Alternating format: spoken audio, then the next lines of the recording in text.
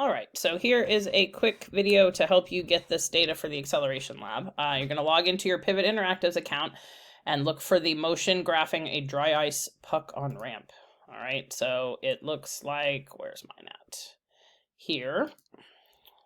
Okay. You can watch this little video first about how they made these pucks. It's kind of interesting. And then you're going to go to part 1, position versus time. Okay.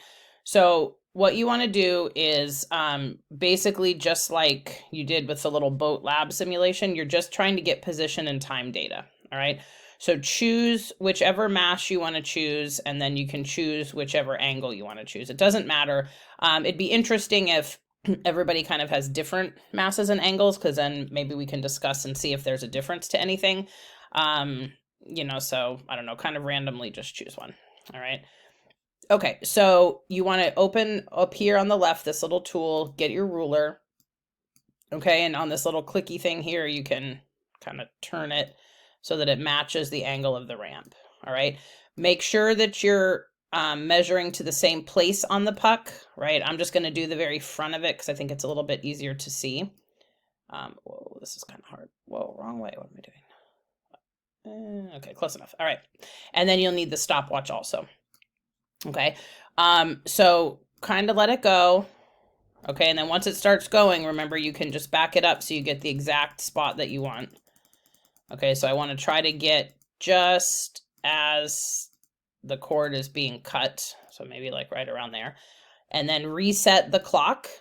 Okay, so you can get the time. All right, and you want to measure in 0.1 second increments. That's really important, or else it's going to be kind of a disaster. Okay, so my first point would be 0, 0, right? And then I'll go ahead and let it go, or you can just step it through if you want, because that was way too far. Okay, so 0.1 seconds. Okay, and then measure off the position as best you can.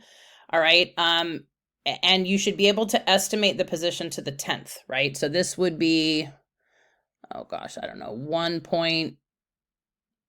Was it each one? 1.3, 1.4 maybe, right? So you want to be able to estimate one digit in between the lines. That's good measuring practice, okay?